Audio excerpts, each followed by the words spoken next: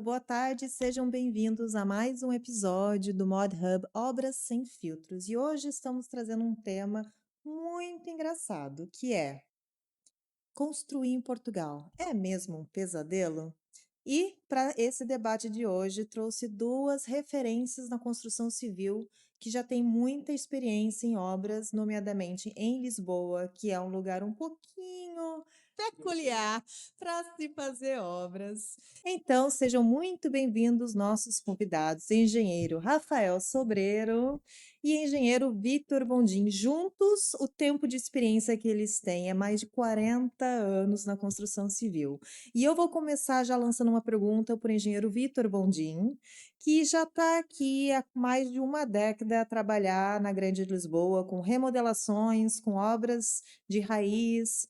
Então, engenheiro, me diz lá, construir em Lisboa e em Portugal é mesmo um pesadelo ou isso é mito? Olá a todos, muito boa tarde. É um prazer estar aqui mais uma vez, poder contribuir um pouco com o nosso conhecimento da construção civil. E sim, construir em Lisboa é complicado, mas para os construtores é onde nós temos melhores opções de obras e de oportunidades, né? Nas grandes cidades como Porto, Lisboa, o Algarve também está uma zona muito atrativa para a construção, mas tem umas particularidades que só depois de muitos anos a trabalhar ali na cidade para você conseguir entender como funciona a cidade, como funcionam as obras em Lisboa e conseguir fazer um trabalho a que se preze. Ok. Engenheiro Rafael, você agora também veio recentemente do Brasil, está cá em Portugal. Como que é atuar agora em uma cidade como Lisboa, que tem aqueles becos mais pequenos, que você não tem muita facilidade de logística? Conta um pouco da tua experiência nessa atuação. Primeiramente, boa tarde, Renata. Obrigado pelo convite. É um prazer. Espero estar aqui mais vezes futuramente. É, Mas é isso. Como você falou, eu estou há pouco mais de um ano aqui, né, em Portugal, unindo força aqui com o Vitor para gente chegar em patamares superiores, né, Vitor? Tem uma grande diferença, né? Venho do Brasil, do Rio de Janeiro, tem uma grande diferença da grande cidade do Brasil para cá, que é principalmente a logística.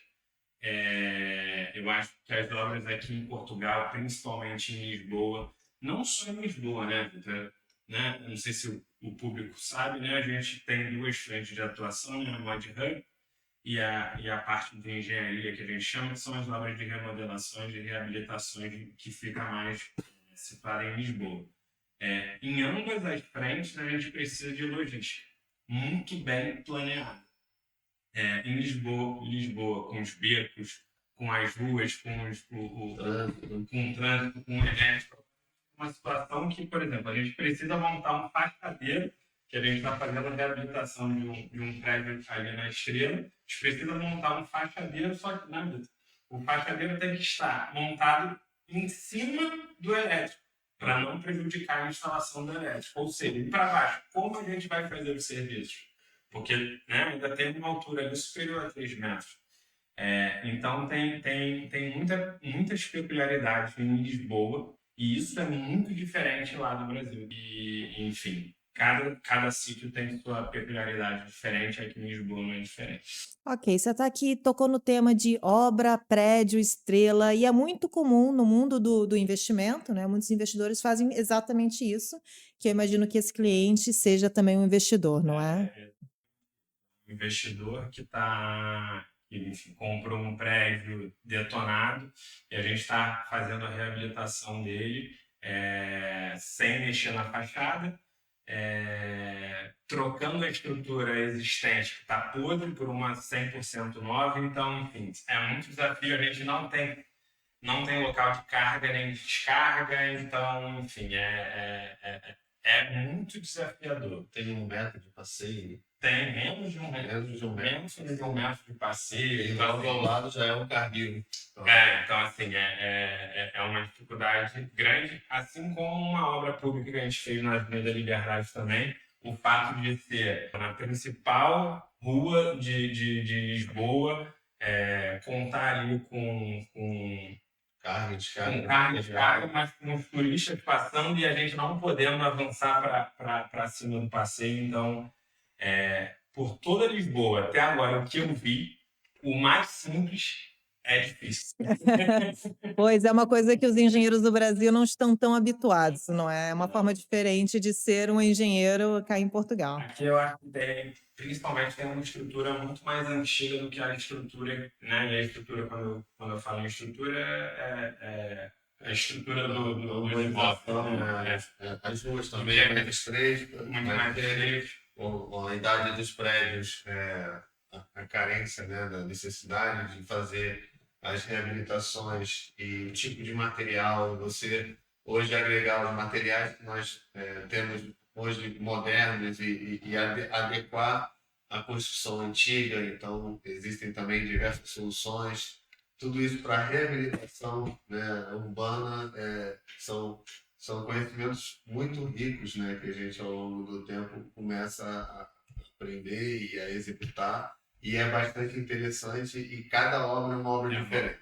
Sim, o Vitor vai lembrar, mas ele é uma colega nossa de trabalho, ele está nas trincheiras com a gente. Assim que eu cheguei, eles chegaram para mim e falaram: olha, cada obra é uma surprise box. Você lembra disso? E de fato, eu não imaginava que seria tanto assim, né? Então, assim, até nessa obra da Calçada Estrela, agora a gente está, inclusive, mudando a estratégia, porque por causa da estrutura muito antiga, não suportou um planeamento inicial que a gente tinha feito, e agora a gente está tendo que inverter o planeamento todo de execução para a gente conseguir fazer da melhor maneira e a maneira mais segura para os nossos colaboradores. Ok, agora você tocou num tema interessante, surprise box. Então diz lá, engenheiro, quais são as maiores surpresas e absurdos que vocês já encontraram nas obras cá em Lisboa? Deixa eu começar com um cara que tem mais experiência aqui em Lisboa. A questão que é muito verificada na hora de você fazer um trabalho que você não consegue prever, né? Nem projeto, nem orçamento, nem inscrição. Quando fala surprise box, é quando você abre a obra, né? Você tem a casa, você tem o piso, você tem a parede, e aquilo tem que ser reabilitado, remodelado, e muitas vezes acabam tendo surpresas. Não só questões estruturais, mas instalações ou alguma estrutura até que não está em boas condições, e aí você tem que paralisar a obra para reabilitar aquilo. Aconteceu bastante, né? Mas, esses prédios combalinos, quando você vai abrir o teto, você vê aquela estrutura em madeira, os barrotes apodrecidos. Eu ia comentar isso. Esse tipo de estrutura para mim. Tem lá uma pessoa a viver, tem outros pavimentos ainda acima, e você olha para aquilo, mas até hoje isso está nessas condições, né? É um pouco assustador, de verdade. E ainda tem centenas de prédios em Lisboa e no país nessas condições. Mas eu acredito que Portugal hoje está com uma boa demanda aí, uma boa urgência de construção, de remodelação, Eu reabilitação. diria até que uma necessidade, né, de revitalização da cidade como um todo, passa pela construção civil e a reabilitação desses prédios e imóveis aí de toda a cidade. Eu não diria nem só de Lisboa, né? De todo Portugal, assim, a gente vê isso.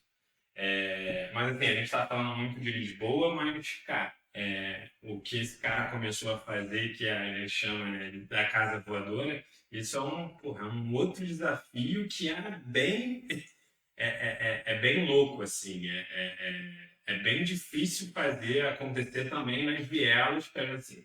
Outro dia eu fui no transporte de uma casa e olhei para a rua, olhei pro terreno, olhei pro caminhão que estava transportando os móveis, eu falei, e aí?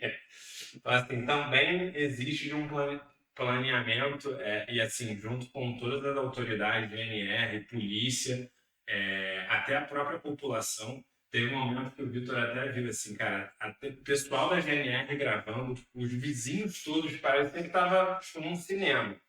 E de fato é uma cena de cinema, eu diria, né? A mobilização que a gente faz para botar as casas em lugares que hoje não tem não é nem infraestrutura, né? Mas não, as condições não são bastante limitadas. Sim, obrigado. Então, assim, esse é um outro, vamos lá. Um desafio. O Vitor falou de um que são as estruturas pombalianas lá em Lisboa, e eu já queria aqui que também são as estruturas do interior do país também que não facilitam. Olha, agora você também trouxe, aproveitar que você trouxe o tema das casas modulares, a gente pode também agora voltar para o tema que é gestão de custos e dores de cabeças que o cliente não prevê em uma construção tradicional. Porque enquanto a casa modular, o orçamento é enxuto, o cliente sabe o que paga porque é uma produção em ambiente fabril, então não há derrapagens no orçamento como uma construção tradicional. Quando são obras de surprise box, ou seja, obras de remodelações, onde vocês começam, não é, a abrir a casa, como o engenheiro bem disse, e começam a ver essas surpresas. Como que é a gestão com o cliente de passar para ele que, olha, afinal, esse barrote está podre e nós temos que substituí-lo e vai custar X a mais do que previsto. Como que vocês fazem a gestão disso com o cliente? Primeiro, tem que ser feito um trabalho muito profissional, muito técnico, da avaliação estrutural, né? Eu diria que qualquer construção pombalina em Portugal, um prédio com mais de 60, 70 anos, vai fazer uma remodelação, vai vender o imóvel, quem for comprar o imóvel, a primeira coisa é fazer a inspeção técnica estrutural. Essa é a recomendação base para quem vai fazer qualquer coisa em imóvel antigo em Portugal. Depois, a inspeção ela tem que ser feita através de um técnico, um engenheiro, para avaliar a qualidade, né, do material existente, né, se está resistente ou não, se a sua vida útil ainda vai para alguns anos. E depois, se o cliente já contratou a obra, instalar um empreiteiro, a primeira coisa a se fazer, se o empreiteiro não tiver uma equipe de engenharia, é o cliente contratar um engenheiro para fazer verificação, fiscalização, projeto, para submeter ali a uma alteração, né, naquela estrutura. Mas sabemos que muitos acabam por faz o trabalho que deve ser feito, não mexe na estrutura, fecha e continua. O que é muito mal, porque o risco, né, de fatalidade é muito alto nesse caso. Eu concordo 100% com o Vitor, eu só acrescentaria que é uma inspeção estrutural com técnico, com uma equipe bem preparada para fazer essa análise, e um projeto muito bem feito. Isso é uma coisa que eu assim, tem muitos projetos que a gente recebe, por exemplo, para orçar e tudo mais, que o projeto não está bem detalhado, não está muito bem feito. Então, respondendo a sua pergunta, eu acho que essa inspeção e o cliente, né, contratar uma equipe de projeto, e aí eu digo arquitetura e especialidades bem preparados para a gente não ter uma surpresa. Então, fazendo essas etapas, a assertividade do orçamento é muito grande. Uhum. O que eu vejo que hoje acontece é que muita gente querendo pular etapas. E aí faz com que eles se sintam... Até o próprio cliente, né? Às vezes o cliente não quer pagar, não tem como pagar por um produto, né, de melhor qualidade e acaba contratando um empreiteiro, um próprio pedreiro para fazer o trabalho e pronto, vai pelo mais barato, pelo mais econômico e muitas vezes, né, aquele empreiteiro faz um trabalho que não consegue garantir a qualidade, garantir ali a durabilidade, né, do material, da obra, e o cliente acaba tendo muito problema. Isso é muito comum, né? Com grau, por exemplo, nós, mesmo que aquilo não esteja previsto, a gente alerta o cliente, a gente avalia, verifica, faz todos os registros necessários A e gente manda um relatório. relatório. E não fazemos o trabalho se não for viável, não pegamos para fazer, porque não vale a pena você assumir um risco ali e passar esse risco para o cliente. Mas infelizmente hoje muitas empresas acabam fazendo isso e o cliente acaba contratando essas empresas e não sabe o que está fazendo. Então, e o Vitor levantou um ponto que eu acho crucial para o tema hoje aqui, que é isso, é a nossa mão de obra aqui em Portugal. Olha, esse é um tema, já que vamos falar sem filtros, vai lá, engenheiro, conta para nós. Esse é um tema que eu acho, assim como a logística, Sim. cara, isso é um dificultador muito grande aqui em Portugal, que é conseguir a equipa seja responsável, boa, comprometida, para a gente começar e terminar um trabalho do início ao fim, o processo como um todo legal, né? É o que a gente fala muito no nosso dia a dia, é que a gente não quer que o processo seja dificultoso e o final seja um belo final. Para a gente não adianta. Se durante o processo todo, por exemplo, os nossos clientes tiveram qualquer tipo de dor de cabeça, não está legal. E a nossa equipa, né, e a equipa, a mão de obra direta em obra, é parte fundamental para que esse processo aconteça bem. E isso hoje aqui em Portugal, isso é uma realidade que é.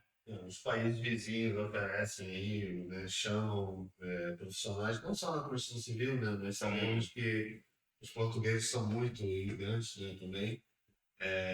O mercado aqui é um pouco mais, a economia é um pouco mais fraca, né, então essa mão de obra toda, né, acaba indo para os outros países. E quem fica aqui geralmente ou está muito bem já em alguma empresa, ou já tem muita experiência e é já um prestador de serviço, ou é uma mão de obra mais desqualificada. Então, muitas vezes a gente tem que jogar com isso e ter ali nossa equipa técnica coordenar o trabalho, a orientar, a acompanhar e não acontecer qualquer tipo de retrabalho. E uma das coisas que a gente faz muito é investir nessas pessoas. Quem a gente acha que deve ser investida, a gente procura peneirar primeiro e depois investir na capacitação dessas pessoas para que a gente consiga reter. Porque o problema não é nem a falta de experiência. O problema é que a gente consegue treinar tudo. E a gente até prefere, né, Vitor? Porque a gente acaba treinando do nosso jeito. Sim. O problema é a falta de pessoas competentes. Então, a gente já viu aqui que se o empreiteiro não tiver um bom planeamento técnico, uma equipa técnica capacitada, e se ele não tiver colaboradores na empresa que vão executar a obra com qualidade, a tendência é que isso corra muito mal. É o que fica aí na construção civil aqui em Portugal, muito mal falado, né, nas empresas, em função disso, né, porque tem muitas empresas, muitos empreiteiros que acabam assumindo diversos trabalhos, porque tem aí a oferta para tudo que é lado. O empreiteiro assume aquilo, mas não tem a capacitação, não está preparado para fazer aquele trabalho, ou uma quantidade mais elevada de obras, mas acaba assumindo e depois não consegue fazer o trabalho, não consegue atender o prazo, não consegue atender a qualidade, e o cliente acaba ficando na mão e no prejuízo, né? Então esse é um problema muito real aqui no país. Mas, Renata, problemas acontecem em qualquer lugar. Claro. Outra coisa que a gente fala muito no nosso dia a dia é como a gente se comporta perante os problemas. Então, assim, a gente já teve problemas, a gente tem problemas, e problemas infelizmente, são coisas rotineiras no nosso dia a dia. mas a gente sempre vai com a cabeça Preparado para enfrentar e da melhor maneira possível para o cliente. Então, assim, a gente nunca diz não, a gente nunca esquece o cliente, a gente nunca penaliza o cliente. A gente sim tenta resolver sempre da melhor forma possível. Ok, sim, olha, eu consigo entender, não é, o drama dos bastidores de uma obra de remodelação em Lisboa, ou mesmo que seja em cidades que não sejam tão tumultuadas como a Grande Lisboa, e consigo entender também o movimento que a empresa teve em criar um produto diferente para tentar fugir um pouco desses problemas. Então, minha pergunta é para o engenheiro Vitor, que foi o criador, não é, da ideia do conceito de casas modulares dentro da Congrau. O que que te motivou, o gênio da Congrau, o que que te motivou então a tentar, porque nós continuamos na mesma a fazer obras em Lisboa, mas agora estamos muito focados em vender essa outra solução construtiva. E o que que te motivou a inserir esse produto no mercado? Não, foi de fato um pouco disso, né? A realidade, né, aqui no mercado, a realidade que nós construtores passamos e enfrentamos, né, no decorrer da nossa trajetória profissional, e em cima de uma realidade crítica, né, de problemas, conseguir enxergar soluções como a construção modular, porque na verdade a construção modular é uma resposta à falta de mão de obra, uma resposta a problemas de intempéries, né? Em Portugal chove durante praticamente 6 meses. E você fazer obra num terreno com chuva, isso atrasa muito a obra, né? A questão da logística, de deslocação em Lisboa, né? Você tem que se deslocar todos os dias para fazer uma obra em Lisboa e vive numa região metropolitana, a tua equipa está fora, então tem a questão da carrinha, de estocar material, não tem como estocar material, porque o ambiente é para fazer o trabalho, não tem espaço de estoque. Então são diversas características na construção aqui, particularidades aqui em Portugal, que nos levou a estudar e entender novas metodologias construtivas, novas oportunidades no mercado e ainda bem, graças a Deus está a correr bem. A gente está num caminho ainda muito embrionário, né? Nós só temos 2 anos e meio de Congrau Mod Hub, fazendo casas modulares. Foi um início muito difícil, porque é como uma startup, né? Então tudo é aprendizado. Temos aprendido bastante, né? Mas hoje a Congrau Engenharia e Congrau Mod Hub está a investir cada vez mais na parte técnica de conhecimento, de melhoria de processo e de equipa de obra, para a gente conseguir atingir aí o nosso objetivo, que é excelência na construção civil e dar resposta ao mercado com essa nova solução construtiva. Se eu puder falar alguma coisa que deve ter passado na cabeça do Vitor aí na hora de pensar aí nessa excepcional ideia, é ambiente controlado. Ok. Acho que todas as nossas fábricas hoje a gente está com uma equipa bem preparada e dentro de um ambiente controlado, que é assim. A gente tem hoje 3 fábricas e 2 em funcionamento 100%, né? Uma está ficando mais para escritório. E dentro dessas fábricas a gente consegue controlar a construção, 70% da construção. Hoje a gente basicamente tenta fazer, né, Vitor? 70% da execução, mais 100% do material, porque a gente estoca todo o material em face. Bom, mais 100% do Não material. tem problema com atraso de entrega de material, problema com intempéries, temos todo o material em fábrica. Então acho que esses 70% controlados num ambiente controlado faz toda a diferença na qualidade final do produto. Sim, e eu concordo. E também a questão da mão de obra, não é? Porque o quão mais fácil é treinar pessoas para fazerem um copy-paste no método construtivo, que é o que se faz numa casa modular, do que treinar pessoas para fazer uma remodelação.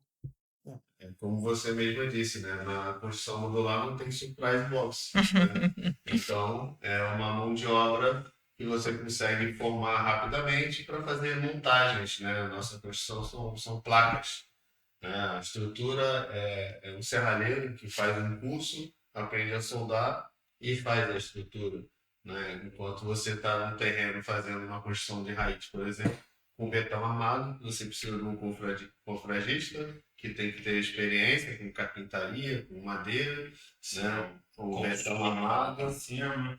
Então, são características que você consegue controlar muito melhor na produção fabril do que no terreno. E além disso, cada vez mais a gente vê a tecnologia avançando e a gente, obviamente, está antenado a isso e cada vez mais tentando colocar essa tecnologia dentro das nossas fábricas até para suprir esse problema de mão de obra que existe no país hoje.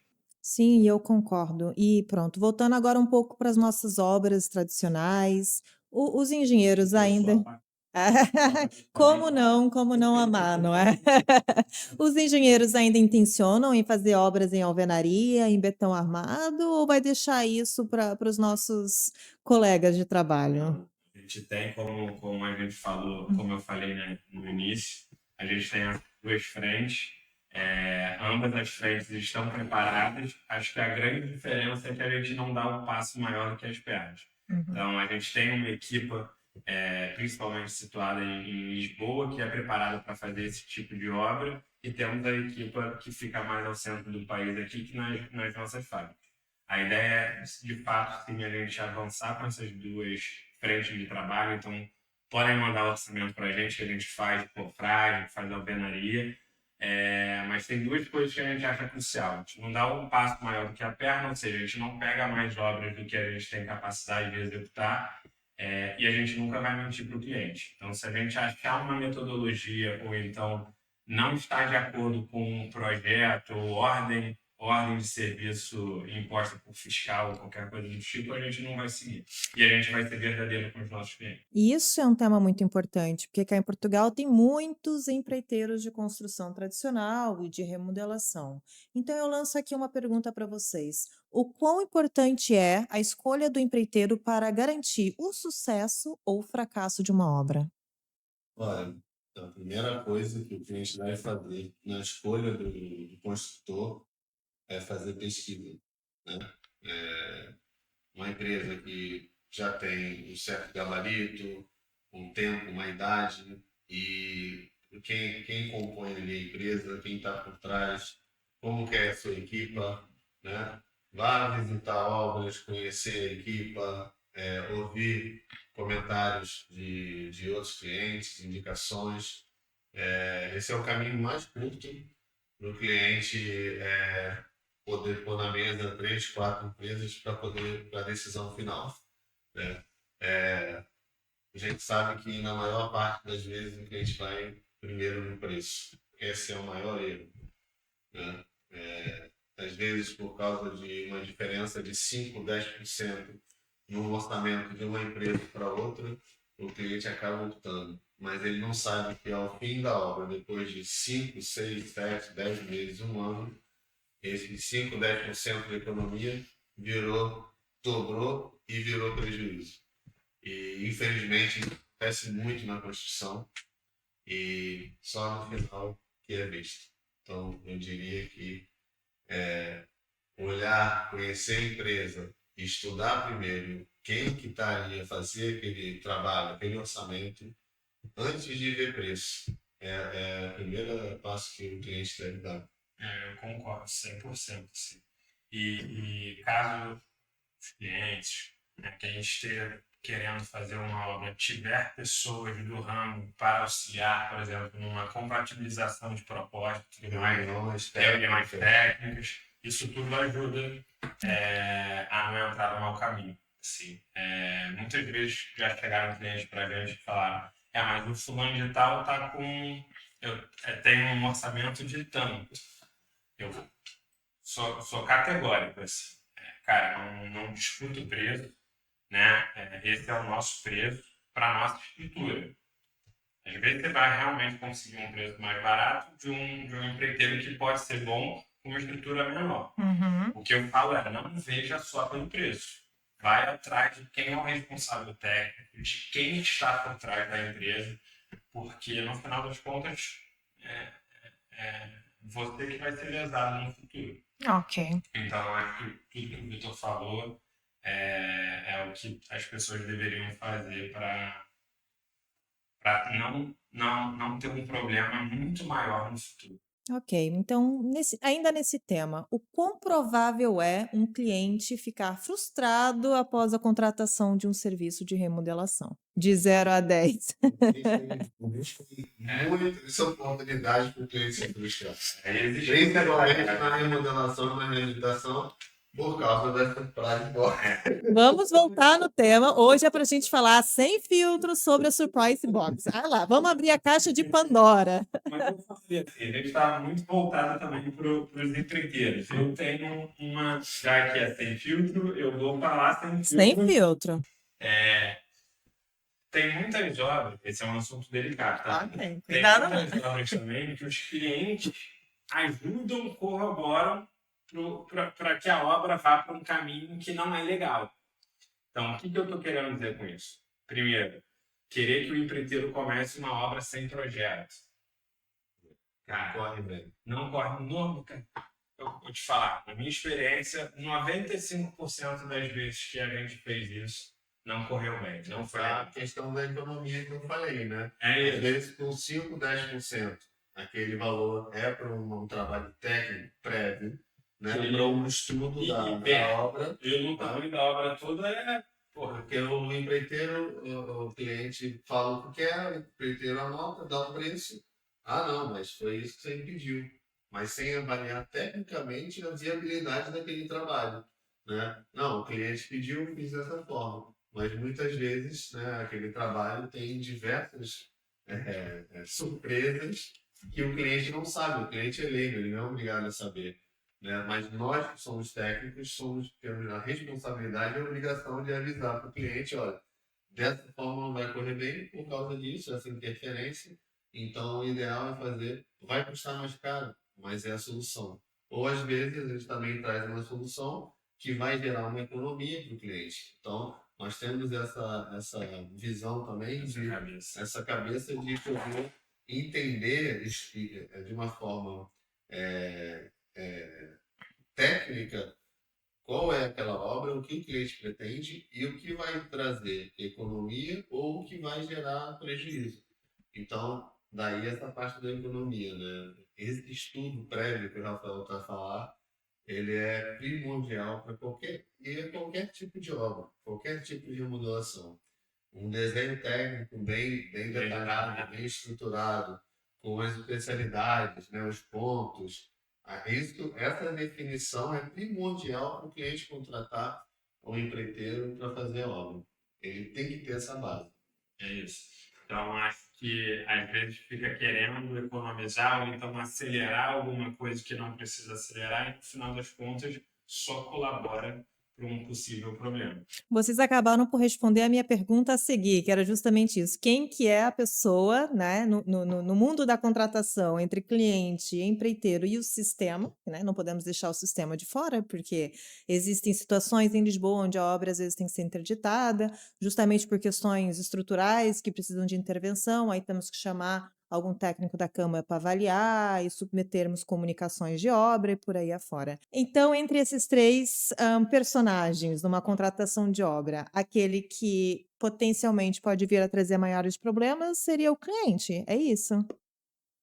Ou não? O cliente pode ser um problema, mas também pode ser uma solução. Aquele cliente que tem a visão, que entende que o trabalho do técnico é importante, ele vai ser um nosso aliado na obra. Agora, o cliente que só está a avisar o bolso, a economia e achar que ele vai gastar menos e vai ter vantagem nisso, né, economizando no trabalho, esse pode ser um grande problema de fato. Né? Mas nós temos problemas nos três pilares. Né? E o nosso trabalho é identificar, é definir e ter a solução para instruir os clientes que não estão preparados. Quer dizer, não é nem questão de preparado ou não, né? Se tem histórico de obras aí no seu portfólio ou não. E a gente, um dos nossos papéis é isso, é instruir quem não tem. Cara, ó, Rafael, Vitor, eu não entendo nada de obra. Por onde eu começo? Cara, vem cá, não precisa começar por nós. Mas a gente vai estar aqui para te ajudar. Contrata um projetista, contrata um arquiteto, gasta tempo com um projeto, gasta tempo. Você, o que eu falo é, você não está gastando tempo, você está economizando tempo. Quando você faz um projeto, um estudo, uma análise técnica bem feita, você não está gastando, mas minha obra só vai começar daqui a um mês. Não, você está economizando tempo. Porque um estudo, um projeto de arquitetura muito bem feito, pré-obra, cara, facilita 100% das obras. Renato, tipo, hoje eu tenho esse número. Todas as nossas obras que a gente teve um projeto, um orçamento em cima de um projeto executivo, a gente não teve nenhum atraso de obra. E extrapolou o orçamento? Muitos dos nossos orçamentos são empreitada global, ou seja, quando a gente tem um projeto assertivo, a gente consegue dar um preço, não sei se todos sabem o que é uma proposta por empreitada global, é que a gente dá um valor e se o cliente não mudar nada em cima, né, da obra, no decorrer da obra, a gente assume a maior parte dos riscos dessa obra. Então, estamos a falar de uma obra que não há derrapagem no orçamento. Não há derrapagem no orçamento. Mas, como a gente consegue fazer isso? A gente só consegue fazer isso quando a gente tem um projeto muito bem desenvolvido e a gente faz uma visita técnica muito bem feita. Não quer dizer que não tem derrapagem de orçamento, que não tem problema na obra. A obra nós podemos preservar o orçamento, porque é um contrato de cliente e é onde nós garantimos aquele trabalho, mas a obra pode passar por situações, por problemas, né? Nós chamamos de contingência, né? Que são surpresas, coisas não previstas, e acabamos tendo que alterar ali o curso dos trabalhos e gastar mais dinheiro, fazer alterações, e que nós arcamos com isso, né? A responsabilidade técnica é nossa. E muito interessante também o Rafael falar dessa questão de ter um projeto, gastar o tempo com o projeto. O início da nossa trajetória da Condral aqui em Portugal foi os nossos primeiros clientes, eu me lembro, né? 10 anos atrás, foi eu, Vitor, engenheiro, fazendo muitas vezes o papel do arquiteto, né? Ou seja, o cliente falando o que quer e eu indo na onda do cliente. E aí eu te pergunto, depois que você dá esse seu relato, me fala o que você acha disso. A sua opinião é que importa aqui. Olha, sem filtro, se faz favor. Mas é exatamente isso que eu ia falar. Fazer esse tipo de trabalho de você, junto com o cliente, né? Remodelar a casa e dar sugestões e dar as ideias, e depois você acabar fazendo a obra toda sem um projeto, isso é muito desafiador. É muito desafiador. Mas foi assim que nós começamos. O nosso caminho aqui, nosso trajeto começou daí. E com a confiança dos clientes depositados na nossa empresa, né? A gente colocando a nossa disponibilidade técnica, alterações, né? Essas solicitações do cliente, e no final fazer toda a obra e sair como o cliente pensou. Então isso para a gente foi uma curva de aprendizado, foi mesmo muito oportuno e enriquecedor. Só que, lógico, que esse não é o caminho natural das coisas. Isso foi um caminho que nós encontramos, né? Somos do Brasil e no início, quando começamos, fazemos aí reparações em canalização em casa de banho, por exemplo, né? Não escolhíamos trabalho e foi o caminho que nós encontramos e aí, através desse trabalho, criou-se aí a nossa rede de contatos, né? E foi crescendo cada vez mais. E claro que a gente acabou indo para o caminho natural, que é já com uma estrutura, com um projeto, com uma equipa maior, e aí ajudando o cliente de uma forma mais mais completa, né? Mas sabe o que você falou? E aí eu acho que é uma grande diferença, e isso eu vejo como diferença, né? Tanto no Brasil quanto aqui em Portugal, é que os nossos clientes, eles encontram a gente no dia a dia, né? Somos donos, somos sócios, somos das cabeças pensantes da empresa, mas a gente não está longe, a gente não está só na frente do computador. As pessoas veem a gente no dia a dia da rotina da empresa. Exato. Então, essa é uma grande diferença nossa. Exato. Quem faz está no dia a dia. Não é uma empresa Não virtual. é uma empresa virtual, ou então que não, tem que falar com alguém que não, quem decide está no dia a dia. Então, os problemas que acontecem no decorrer do dia a dia da obra, óbvio que, né, hoje em dia temos engenheiros residentes, temos arquitetos, mas a gente está no dia a dia e isso faz toda a diferença, tanto nas duas frentes de negócio que a gente tem, tanto nas obras de Lisboa quanto nas obras das casas modulares. O nosso olhar no dia a dia, eu acredito que faz muita diferença para que esses problemas não cheguem nos nossos clientes e, quando cheguem, já cheguem com uma solução encontrada e a melhor alternativa para a gente seguir e entregar o produto como deve ser entregue. E é verdade, e bem dizem que o olhar do dono é o que faz o negócio crescer e prosperar, e os clientes gostam mesmo de ver que o dono está preocupado, porque os clientes gostam, naturalmente, como todos nós, nos sentimos singulares, né? Nós somos indivíduos, nós temos os nossos sonhos, compramos um apartamento para remodelar, uma casa para construir, aquele vai ser o nosso espaço. Então, quando eles recebem também essa atenção dos sócios, dos donos, dos engenheiros, eles conseguem perceber que aquilo não está deixado de lado apenas pelos executores, que são as pessoas que trabalham na obra, mas que realmente tem pessoas sérias e responsáveis a cuidar. Olha, isso tem muito pano para manga, como a gente fala esse tema, mas infelizmente já estamos chegando no final do nosso episódio, mas já a gente vai vir mais vezes, fica tranquilo que nós teremos. O que não falta é assunto para falar de obra em Portugal. Estamos cá já há mais de 10 anos e já lidamos com muita dor de cabeça. Mas eu acho que para hoje já podemos aqui encerrar, mas antes de encerrar, eu queria lançar aqui uma pergunta para cada um de vocês, para vocês responderem mesmo sem filtro. Vamos tirar o capuz do empreiteiro, do engenheiro, como se vocês fossem indivíduos que estivessem buscando algum profissional na área para construir a vossa casa ou para remodelar o vosso apartamento. Qual que é a decisão mais importante que uma pessoa tem que tomar na hora de decidir por qual caminho que ele vai percorrer?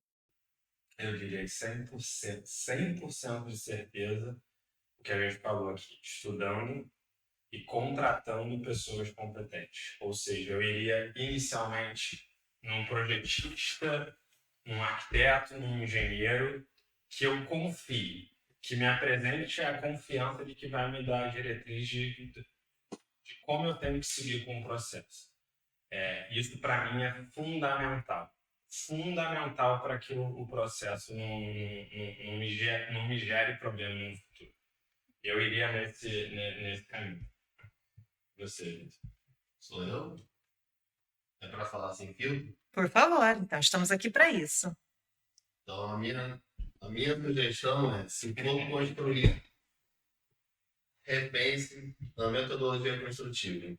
Se for em betão armado, de raiz, conheça a construção modular. Esse caminho, ele vai facilitar muito a sua vida.